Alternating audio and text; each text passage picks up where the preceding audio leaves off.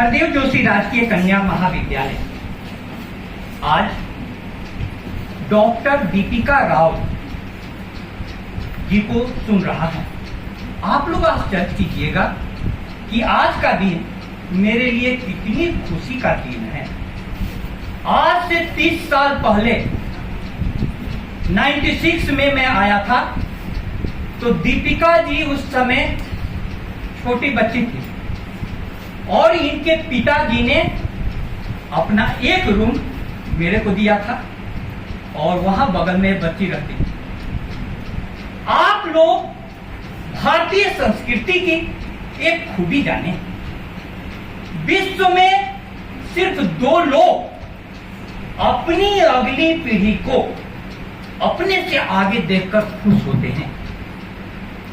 गीता का एक श्लोक है, पुत्रात् शिष्यात् च पराजयम् नरः सर्वत्र विजयम् इच्छेत् पुत्रात् शिष्यात् च पराजयम्। मनुष्य सर्वत्र विजय की कामना करता है लेकिन पुत्र से और शिष्य से हारना चाहता है। आदरणीय मंच एवं सामने उपस्थित प्रोफेसरगण एवं प्रिय विद्यार्थियों, सिर्फ यह रिश्ता ऐसा है कि हम चाहते हैं कि आप हमसे आगे निकल जाएं। यह बच्ची दीपिका जब थी इसके कोई शौक नहीं, लड़के वाले एक पैंट में एक शर्ट में रहती, सिर्फ पढ़ने का शौक और हमारे बगल में बैठ जाती थी।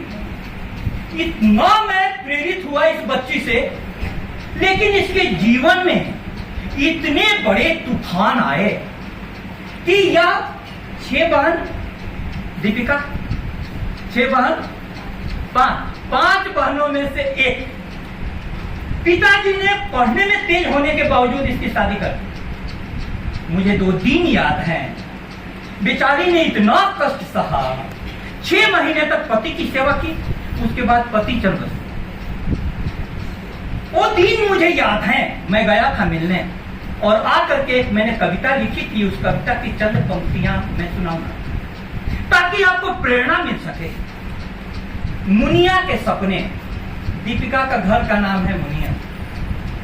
पुरुषों की दुनिया में मुनिया अपने सपने बुनती हैं, अपने वजूद की तलाश में नए ख्यालात चुनती हैं।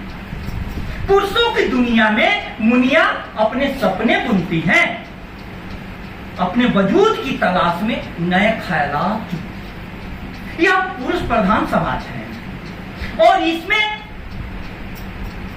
बच्चियों के साथ बहुत गलत व्यवहार किया गया है।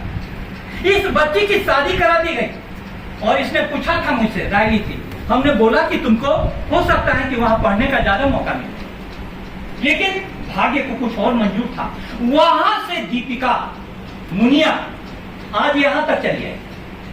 आप एक बार जोरदार तालियां बजाएं क्योंकि एक अच्छा उदाहरण आपके सामने हो। यदि ये फूल खिल सकता है तो दूसरा फूल क्यों नहीं खिल सकता है? लेकिन चमन गुलजार होता है एक फूल के खिलने मात्र से नहीं। एक फूल का खिल जाना ही उपवन का मधुमास नहीं है। बाहर घर का जगमग करना भीतर का उल्लास नहीं। ऊपर से हम खुशी मनाते पर पीड़ा न जाती घर से। अमराई के लहराने पर भी सुलगा करते हैं भीतर से। रेतीले कण की तृप्ति से बुझती अपनी प्यास नहीं है। एक फूल का खिल जाना ही उपवन का मधुमास नहीं है। इस उपवन में एक दीपिका खिल गई। दीपिका जी गिना रही थी कि कुछ महत्वपूर्ण व्यक्तित्व का नाम, वो खिल गई। लेकिन दीपिका आज राष्ट्र के समक्ष मुख्य संकट क्या है? कई फूलों को खिलाने वाले शिक्षक और कई फूलों को एक साथ खिलाने वाली शिक्षा व्यवस्था, दोनों पर तो हमें विचार करना होगा। हमें विचार करना होगा क्योंकि नई शिक्षा नीति से मैं बहुत आशान्वित हूं। भारतीय ज्ञान परंपरा केंद्र का मैं संयोजक हूं और भारतीय ज्ञान परंपरा क्या कहती है? ज्ञानम अनंतम आनंदम, ज्ञान अनंत आनंद होता है। आप लोग ईमानदारी से बताओ, आपके लिए पढ़ाई आनंद का विषय है? हाँ या ना बोलो, चुप। आपके लिए पढ़ाई आनंद का विषय होता तो आप किताब खरीदते। आज कई स्कूलों के बच्चे बाहर निकल रहे हैं, मुझको शिक्षक चाहिए। पहली बार शिक्षा के लिए बच्चों के अंदर से आवाज आई है, उसमें किताब चाहिए। अब असली मायने में भारत जाग रहा है। किताब चाहिए, क्योंकि कितना भी तुम सजो धजो विद्यार्थियों, किताब के बिना तुम्हारे चेहरे पर नूर नहीं आएगा। उजाले इस कदर बेनूर क्यों हैं, किताबें जिंदगी से दूर क्यों हैं? तुम पासबुक पर आ गए, मौलिक पुस्तकें खरीदो। अब भारत में आपको एक प्रसिद्ध कहानी सुनाऊं। 7 वर्ष का नचिकेता, कैसा पढ़ने लिखने के बाद बच्चा होता है। 7 वर्ष का नचिकेता अपने 70 वर्ष के पिता से कहता है कि पिताजी, आपने तो मुझे सिखाया था कि दान में सबसे प्रिय वस्तु देनी चाहिए, लेकिन आप दान में बूढ़ी गायों का दान दे रहे हैं, जो दूध नहीं देती है उनका दान दे रहे हैं। ऐसी गायों का दान क्यों दे रहे हैं? आपका सबसे प्रिय मैं हूं, आप मुझे किसको दान में देंगे? पिता नाराज हो गए और पिता ने कहा कि मैं तुझे मृत्यु को दान में देता हूं।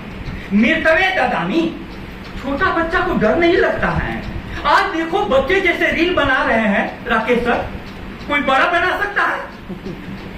क्या बात है, ये बोल रहे हैं, कुछ भी बोल रहा है। मैं उसके पक्ष में नहीं हूं। यदि भारत की भाषाई मर्यादा तार तार हो रही है, बच्चे हमारे आक्रामक हो रहे हैं, बच्चे हमारे माननीय प्रधानमंत्री जी के लिए, जिन्होंने पूरा जीवन लगा दिया, गाली दे रहे हैं। और कैसे रुकेगी? शिक्षकों के संपर्क से।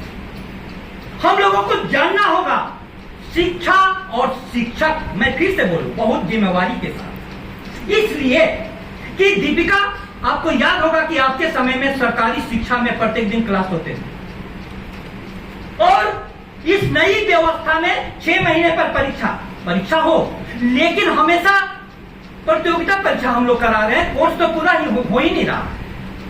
अब उसके बाद परीक्षा, तो बाप रे, पेपर लीक ने ऐसा हालात कर दिया कि देश में छात्र आत्महत्या कर रहे हैं। 22 आत्महत्या कर रहे हैं, अवसाद में जा रहे हैं। सुप्रीम कोर्ट का एक कागज मेरे पास आया कि आप अवसाद और आत्महत्या को रोकने के लिए विशेष योजना बनाइए। कैसे रुकेगा अवसाद, कैसे रुकेगा आत्महत्या? इसके लिए शिक्षा शिक्षा शिक्षा शिक्षा।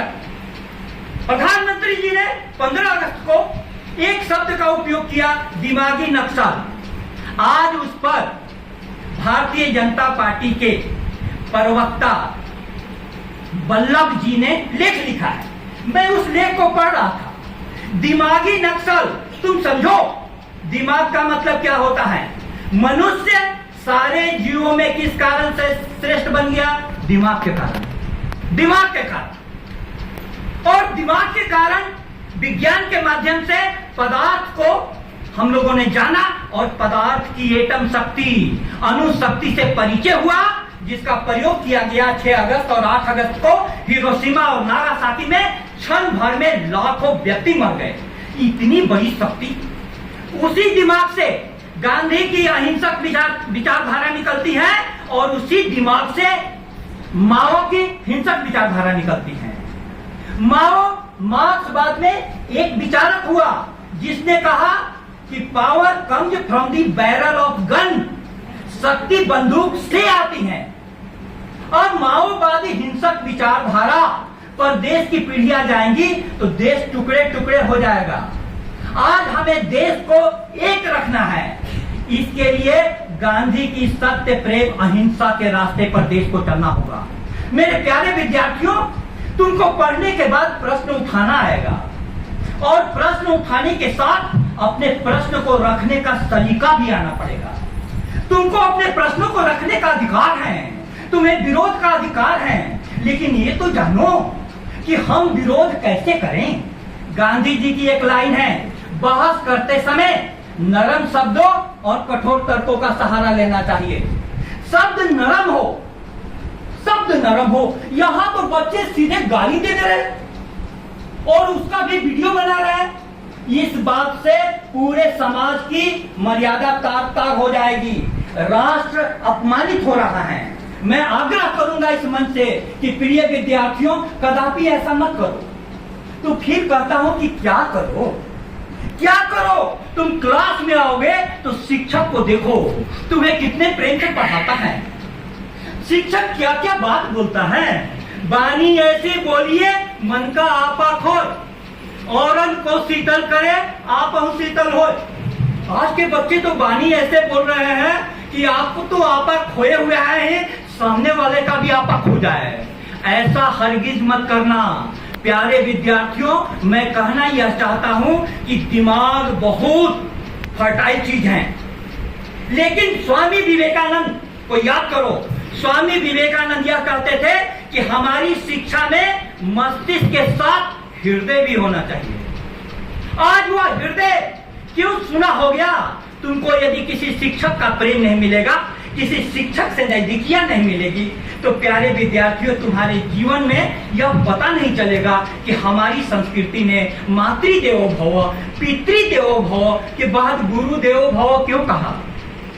तुम्हारे प्रश्नों का जवाब तुम्हारे माँ बाप से भी ज्यादा अच्छी प्रकार से शिक्षक दे सकते हैं, क्योंकि माँ बाप तुम्हारे पढ़े लिखे नहीं है, लेकिन तुम्हारा मन, भले ही तुम्हारा तन का जन्म माँ बाप से हुआ हो, लेकिन मन का जन्म शिक्षा से होता है, शिक्षा से।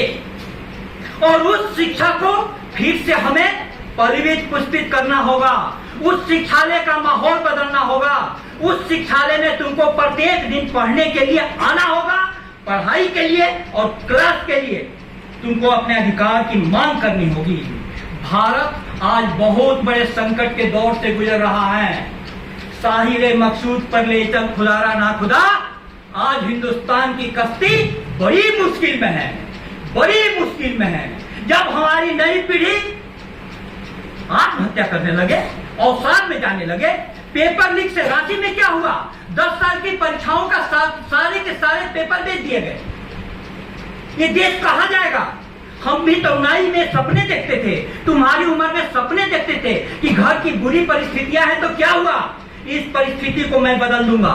यह एक विश्वास था और इस सपने ने इतना आनंद दिया, इतना आनंद दिया कि कभी भी पैसों का अभाव खला नहीं, क्योंकि हमें माँ बाप के प्यार के साथ शिक्षकों का प्यार मिल गया। आपके कॉलेज में इतने अच्छे शिक्षक आए हैं, आप देखो, उनके महत्व को तुम नहीं जानोगे तो तुम्हारी जिंदगी अधूरी रह जाएगी।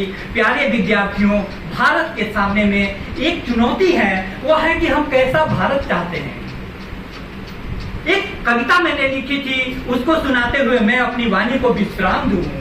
काश हमारे भारत में शास्त्र भी हो और शस्त्र भी हो, योग में पूरा डूबा रहे और भोग का सम्यक अस्त्र भी हो। जीवन का फूल खिलता रहे कि धर्म भी हो, विज्ञान भी हो, मंदिर की डगर भी आगे बढ़े और दुनिया का कुछ ज्ञान भी हो। ध्यान में उनके चुप रहूं, मन मंदिर से तलकात भी हो, धरती भी बसी आंखों में रहे, आकाश से खुली बात भी। कमियों का एहसास भी हो और शक्तियों का विश्वास भी हो। काश हमारी किस्मत में संसार भी हो, संन्यास भी हो, संसार भी हो, संन्यास भी हो। तुम्हारी किस्मत में बजा लो तारीफ, संसार भी हो, संन्यास भी हो। तुमको अभी सन्यासी की तरह रहना है। कम से कम कपड़ों में, कम से कम खाने पर ध्यान, कम से कम घूमने पर ध्यान, ज्यादा से ज्यादा किताबें खरीदनी है, ज्यादा से ज्यादा पढ़ना है, तब जाकर के भारत का सपना पूरा होगा। अपनी कमियों का ध्यान करो और शक्तियों पर विश्वास करो। दीपिका जी को आज अपने बीच में पा करके मैं खुश हूं कि एक बच्ची प्रतिकूल परिस्थितियों में निकल कर करके यहाँ तक पहुंची है। तो उस बच्ची को देख करके आपके भी अंदर में सोए हुए कई अरमान मचल जाएंगे। भगवान करे। मैडम ने भी कहा कितनी महत्वपूर्ण बात कि सिर्फ तुम लोग क्या करती रहती हो, रील देखते रहती हो, ये करते रहती हो सोशल मीडिया पर। सोशल मीडिया पर विश्व के सारे प्रोफेसरों ने अपने वीडियो डाल दिए हैं, नोट्स डाल दिए हैं। लेना तो आपको है। यहां पर अच्छी बातें भी बोली जा रही हैं और बाजार में बुरी बातें भी बोली जा रही हैं। बाजार में अपने आप आंख कान खोल लेते हैं और यहां पर आकर के निश्चिंत होकर के कहीं एकांत में बैठ करके मोबाइल में लग जाते हैं। ऐसे कैसे होगा? यदि आप गलत रास्ते पर होंगे तो बदनामी हमारी होगी, और यदि आप किसी अच्छे जगह पर पहुंचेंगे तो किसी दिन गर्व से हमें भी आभार प्रदर्शन के लिए, जैसे दीपिका जी को आभार देने के लिए मैंने लंबा चौड़ा आभार दे दिया। आप सभी ने बहुत ध्यान से सुना, आपको बहुत बहुत धन्यवाद। परमात्मा करे कि महाविद्यालय द्वारा आयोजित इस प्रकार के जो भी संवाद हैं आपके दिलो दिमाग तक पहुंचे। जो भी बोला गया उसको अपनी कॉपी में नोट कर लेना, उस पर सोचना और आकर के कल प्रश्न करना। बहुत बहुत धन्यवाद।